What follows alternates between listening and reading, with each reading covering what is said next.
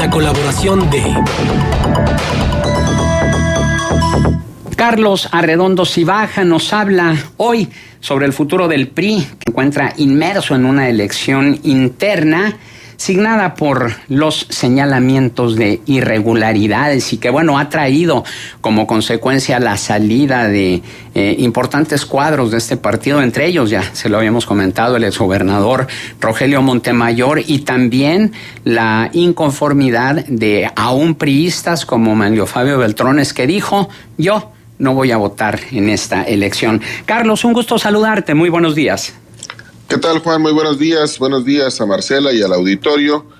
La normalidad en todos los partidos políticos, y eso es importante señalarlo, en todos los partidos políticos, al menos en México, es la esquizofrenia, entendida esta como la conducta recurrente que de un lado exige hacia afuera cosas que hacia adentro es incapaz de practicar.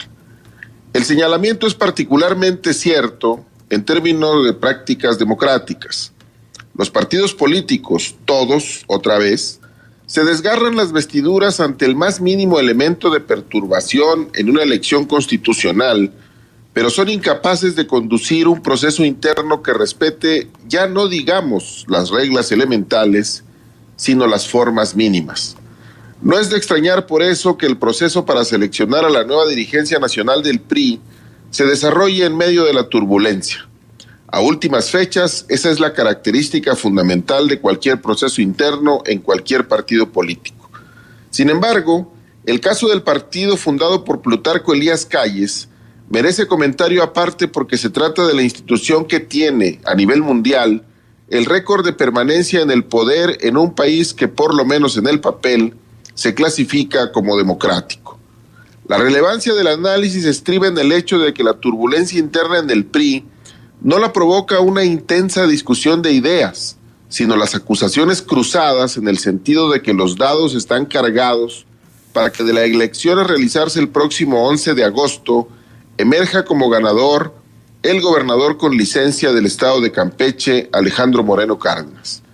Y no se trata de una especulación, sino de un señalamiento que de forma estentórea formuló hace unos cuantos días José Narro Robles al anunciar su declinación a seguir compitiendo por la dirigencia nacional del tricolor y al mismo tiempo su renuncia al PRI. Hace unos días, el gobernador de Coahuila, Rogelio Montemayor Seguí, también se unió al coro de reclamo, pero él fue incluso un poco más lejos que su coterráneo.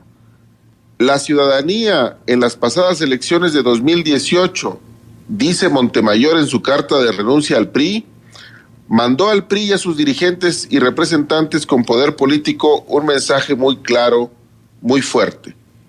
Basta de corrupción, impunidad e inseguridad. Basta de soberbia y desapego de las necesidades populares. Sin duda, ese mensaje, continúa diciendo Montemayor, se lo ganó a pulso el PRI. Y enseguida viene la frase que vale la pena recortar de la carta, ampliar, enmarcar y pegar en una pared visible. Dice Rogelio Montemayor en su carta de manera textual: fueron demasiados personajes a quienes el partido llevó a cargo de representación popular que han saqueado y endeudado a sus estados, personajes corruptos y cínicos que abusaron de su cargo y privilegiaron el resolver y asegurar su situación económica y política personal sobre la obligación de atender los problemas de las comunidades a las que juraron servir al asumir sus respectivos cargos. Fin de la cita. Con independencia de la calificación que merece el hecho de que estas palabras sean suscritas en estos días por alguien que puede ser señalado de haberse beneficiado de aquello que hoy repudia, lo dicho por Montemayor constituye un retrato hablado de eso en contra de lo cual votaron los ciudadanos el primer día de julio del año pasado. En la mente de los ciudadanos, o al menos de buena parte de los ciudadanos, el PRI es eso que hoy señala el exgobernador coahuilense: corrupción, impunidad, inseguridad, soberbia y desapego de las necesidades populares. Y no parece que los priistas, justo como lo acusa Montemayor, estén tomando nota de tal hecho. y por eso, sin duda alguna, esta vez la factura les llegará y será cobrada con creces. Parece muy difícil, justamente porque el PRI es eso que hoy uno de sus prominentes exmiembros señala a voz en cuello.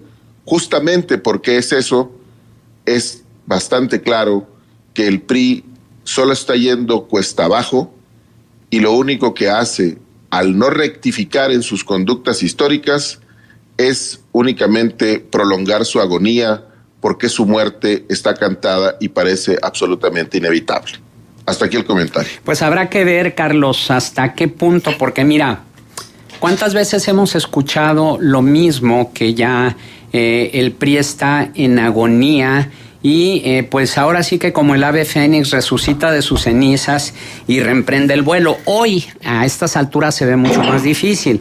Lo mismo se dijo en el año 2000, cuando había perdido la hegemonía después de casi 70 años en el poder, y bueno, pues ahora sí ya se ve mucho más difícil, completamente de acuerdo, pero lo cierto es que en el caso de Rogelio Montemayor es de llamar la atención cómo ahora se revela y habla en contra de las prácticas de las que él mismo fue beneficiario. Hay que recordar cómo llegó a la gubernatura, siendo senador de la República y luego nombrado por Carlos Salinas de Gortari como el titular de la Sedesol, de la Secretaría de Desarrollo Social en el Estado, que fue lo que lo impulsó. Y bueno, pues a partir del dedo presidencial precisamente llegó a la gubernatura de Coahuila. Y bueno, él hablaba de procesos electorales viciados, que por eso él renunciaba a su partido.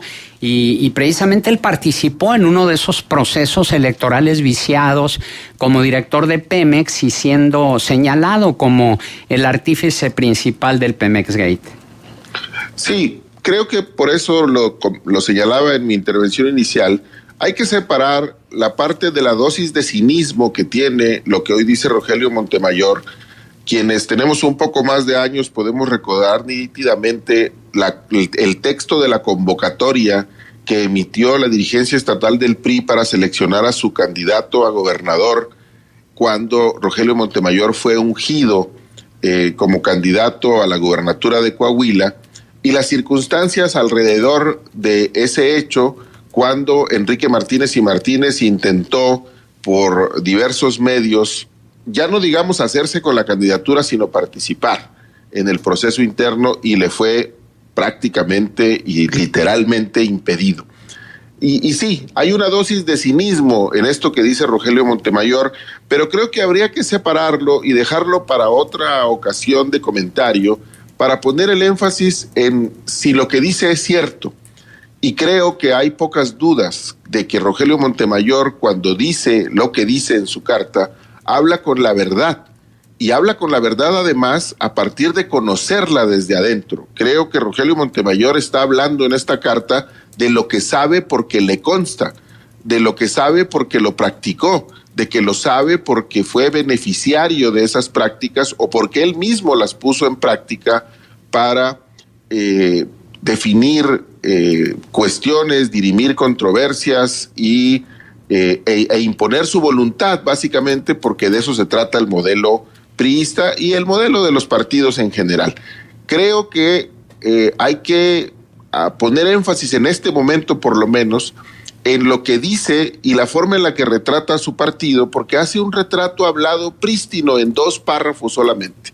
Y lo que dice del PRI es exactamente lo que la gente piensa del PRI, o lo que mucha gente piensa del PRI, y por lo cual votó masivamente en contra del PRI en la elección de julio pasado.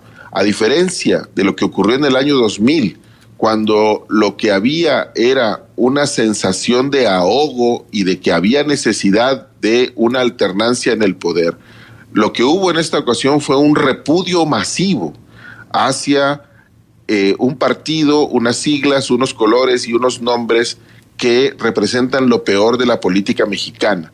No es que el PRI, por cierto, y eso creo que hay que insistir una y otra vez, tenga el monopolio de las malas prácticas de la política, pero sin duda en el ideario de la mayor parte de la gente, el PRI las encarna como ninguno.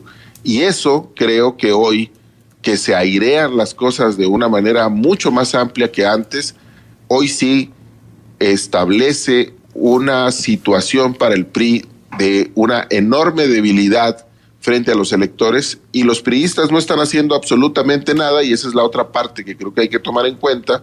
Los priistas parece que ni se enteraron que los arrolló una locomotora con una serie de vagones detrás y los dejó esparcidos en la arena, sangrantes y desmembrados. Parece que ni siquiera se enteran, porque lo que están haciendo en este proceso es repetir las prácticas que les han caracterizado largamente. ¿Y cómo avisoras, Carlos, el futuro del tricolor ante la inminente llegada de Alejandro Moreno, Alito, a quien pues ya algunos columnistas han rebautizado como AMLito por su cercanía con Andrés Manuel López Obrador?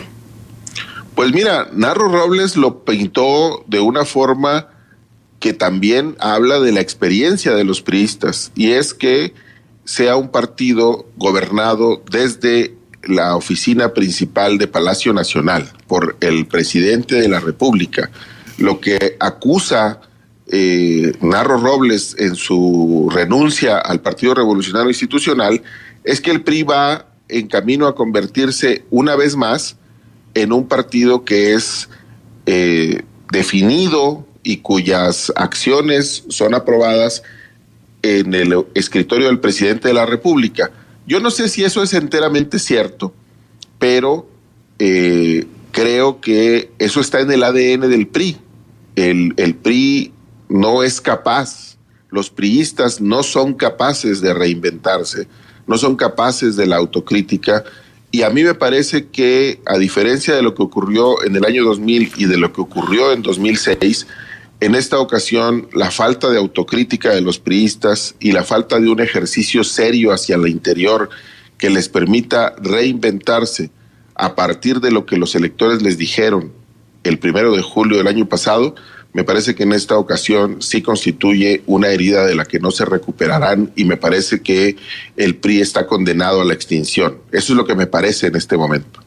Y bueno, ahora sí que podría decirse que está haciendo lo que otros partidos hicieron cuando él estuvo en el poder, es decir, después de que el PRI fue planeta y tuvo satélites a su alrededor con otros partidos, ahora el PRI deja de ser planeta y se convierte en satélite, en este caso de Morena. Pues eso es lo que dice Narro Robles, y parece que tiene bastante razón, pero sobre todo creo que parece que tiene razón porque el PRI es incapaz de pensarse de otra forma. Los priistas están tan acostumbrados a ser así, a obedecer al que está en el poder, que no pueden cambiar, que no pueden transformarse, reinventarse. Es toda proporción guardada una reedición de esta fábula del escorpión y la rana, de la rana que lleva al escorpión del otro lado del estanque, y a mitad del estanque el escorpión le clava su aguijón, y cuando la rana le pregunta por qué lo hace, la respuesta es: porque está en mi naturaleza. Parece que el PRI tiene una naturaleza de la que no puede escapar y tiene necesariamente que comportarse de esta manera, y como su forma de ser, lo que está impregnado profundamente en su ideario es obedecer al presidente, podría estar en camino a convertirse hoy en un partido satélite de Morena. Oye, Carlos, buenos días, te saludo con gusto. Pero déjame preguntarte, ¿te parece que este fue el comportamiento que tuvo el PRI en las administraciones panistas, tanto en la de Vicente Fox como en la de Felipe Calderón? ¿Obedecer? Esa es una magnífica pregunta, porque tienes toda la razón. En las administraciones panistas se comportó al revés. Esta vez quizá, sin embargo, la diferencia sea que las afinidades ideológicas que hay entre Morena y el PRI son muchísimas. Claro. De hecho, la propia Jade Kolpolensky dijo alguna vez que pues le gustaba más el Primor que el PRIAN, porque efectivamente, además prácticamente todos los cuadros relevantes de Morena pues son expriistas.